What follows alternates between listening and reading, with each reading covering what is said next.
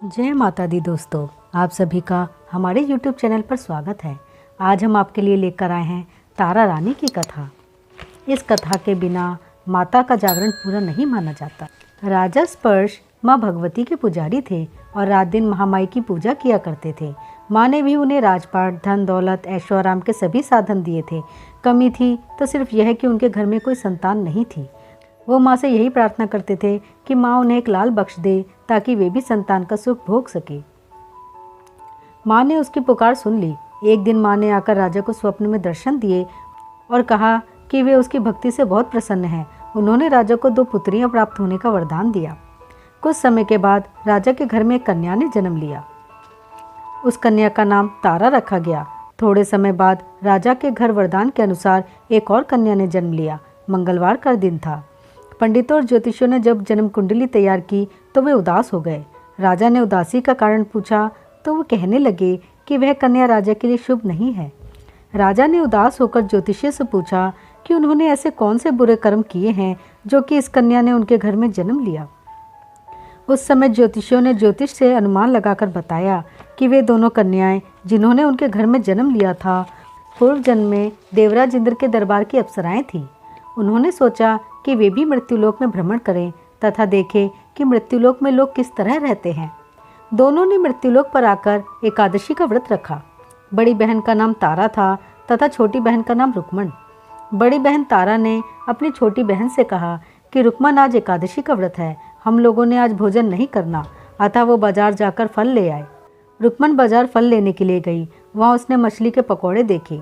उसने अपने पैसों के तो पकोड़े खा लिए तथा तारा के लिए फल लेकर वापस आ गई और फल उसने तारा को दिए। तारा के पूछने पर उसने बताया कि उसने मछली के पकोड़े खा लिए हैं। तारा ने उसको एकादशी के दिन मांस खाने के कारण श्राप दिया कि वह निम्न योनियों में गिरे, छिपकली बनकर सारी उम्र कीड़े मकोड़े ही खाती रहे। उसी देश में एक ऋषि गुरु गोरख अपने शिष्यों के साथ रहते थे। उन्होंने एक यज्ञ के आयोजन किया।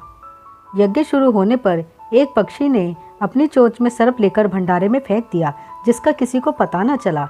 वह छिपकली जो पिछले जन्म में तारा देवी की छोटी बहन थी तथा बहन के शाप को स्वीकार कर छिपकली बनी थी, सर्प का भंडारे में गिरना देख रही थी। उसे त्याग व परोपकार की शिक्षा अब तक याद थी। वह भंडारा होने तक घर की दीवार पर चिपकी समय की प्रतीक्षा करती रही। जब खीर भंडारे में दी जाने वाली थी, बांटने वालों की आंखों के सामने ही वह छिपकली दीवार से कूदकर कढ़ाई में जा गिरी। लोग छिपकली को बुरा भला कहते हुए खीर की कढ़ाई को खाली करने लगे तो उन्होंने उसमें मरे हुए सांप को देखा। तब जाकर सबको मालूम हुआ कि छिपकली ने अपना प्राण देकर उन सबके प्राणों की रक्षा की थी।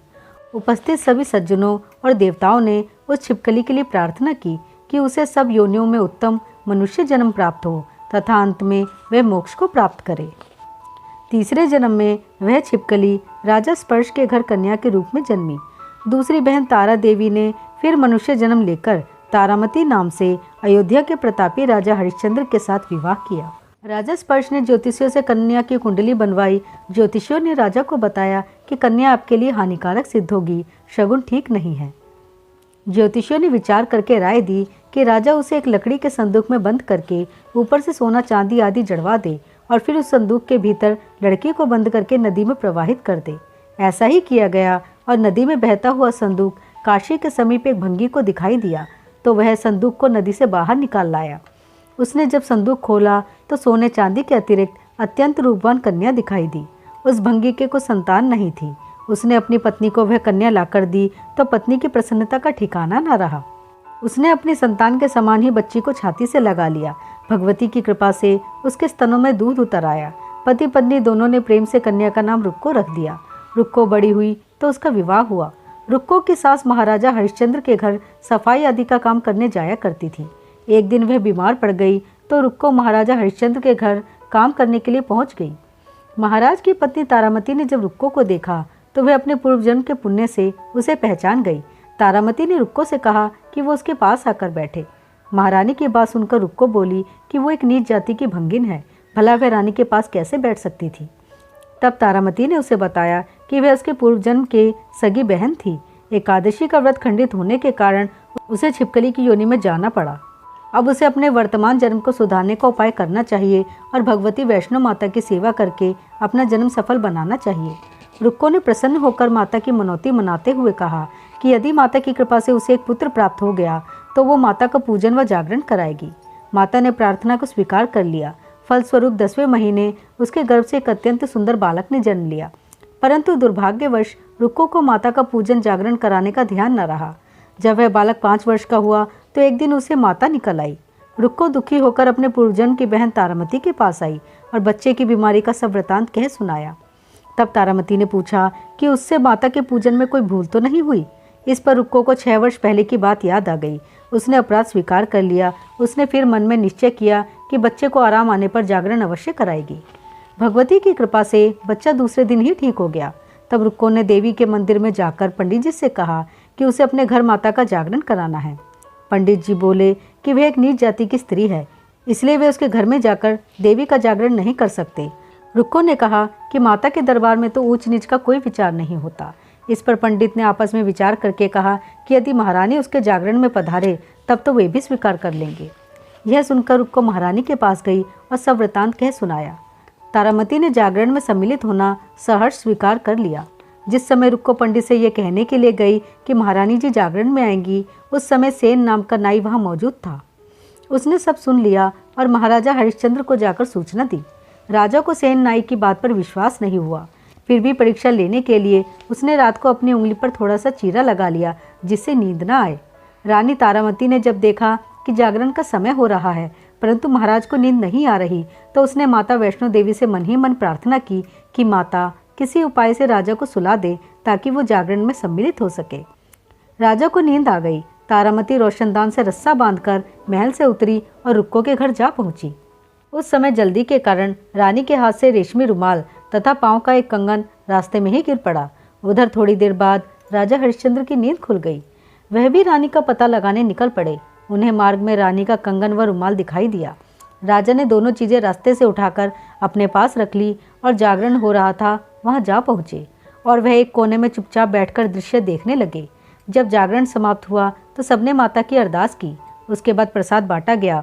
रानी तारामती को जब प्रसाद मिला तो उसने झोली में रख लिया। यह देख लोगों ने पूछा कि उन्होंने यह प्रसाद क्यों नहीं खाया। यदि रानी प्रसाद नहीं खाएगी तो कोई भी प्रसाद नहीं खाएगा। रानी बोली कि पंडितों ने प्रसाद दिया वह उन्होंने महाराज के लिए रख लिया था, अब उन्हें उनका प्रदान करें। प्रसाद ले तारा ने खा लिया। इसके बाद सब भक्तों ने माँ का प्रसाद खाया। इस प्रकार जागरण समाप्त करके प्रसाद खाने के पश्चात रानी तारामती महल की तरफ चली। तब राजा ने आगे बढ़कर रास्ता रोक लिया और कहा कि रानी ने नीचों के घर का प्रसाद खाकर अपना धर्म भ्रष्ट कर लिया था, अब वे उन्हें अपने घर कैसे रखें। रानी ने तो कुल की मर्यादा व प्रतिष्ठा का भी ध्यान नहीं रखा। जो प्रसाद वे अपनी झोली में राजा के लिए लाई थी, क्या उसे खिलाकर वे राजा को भी अपवित्र करना चाहती थी। ऐसा कहते हुए जब राजा ने झोली की ओर देखा तो भगवती की कृपा से प्रसाद के स्थान पर उसे चंपा, गुलाब, गेंदे के फूल, कच्चे चावल और सुपारियां दिखाई दी। यह चमत्कार देख राजा आश्चर्यचकित रह गया। राजा हरिश्चंद्र रानी तारा को साथ ले महल लौट आए। वहीं रानी ने ज्वाला मैया की शक्ति से बिना माचिस या चकपक पत्थर की सहायता के राजा को अग्नि प्रज्वलित करके दिखाई, जिसे देखकर राजा का आश्चर्य का ठिकाना ना रहा। रानी बोली कि प्रत्यक्ष दर्शन पाने के लिए बहुत बड़ा त्याग करना होगा। यदि आप अपने पुत्र रोहिताश्व की बलि दे सकें तो आपको दुर्गा देवी के प्रत्यक्ष दर्शन हो जाएंगे। राजा ने पुत्र मोह त्याग कर रोहिताश्व का सिर देवी को अर्पण कर दिया। ऐसी सच्ची श्रद्धा एवं विश्वास देख दुर्गा माता सिंह पर सवार हो उसी समय प्रकट हो गई और राजा हरिश्चंद्र दर्शन करके कृतार्थ हो गए। मरा हुआ पुत्र भी जीवित हो गया। चमत्कार देख राजा हरिश्चंद्र गदगद हो गए। उन्होंने विधि पूर्वक माता का पूजन करके अपराधों की क्षमा मांगी। सुखी रहने का आशीर्वाद दे माता अंतर ध्यान हो गई। राजा ने तारा रानी की भक्ति की प्रशंसा करते हुए कहा कि वे रानी के आचरण से अति प्रसन्न हैं। उनके धन्य भाग्य जो वे उनसे पत्नी के रूप में प्राप्त हुई। आयु पर्यंत सुख भोगने के पश्चात राजा हरिश्चंद्र, रानी तारा एवं रुक्मण भंगिन तीनों ही मनुष्य योनि से छूटकर देवलोक को प्राप्त हुए। माता के जागरण में तारा रानी की कथा को जो मनुष्य भक्तिपूर्वक पढ़ता या सुनता है उसकी सभी मनोकामनाएं पूर्ण होती है, सुख समृद्धि बढ़ती है, शत्रुओं का नाश होता है। इस कथा के बिना माता का जागरण पूरा नहीं माना जाता। तारा रानी की कथा यहीं समाप्त होती है। जय माता दी।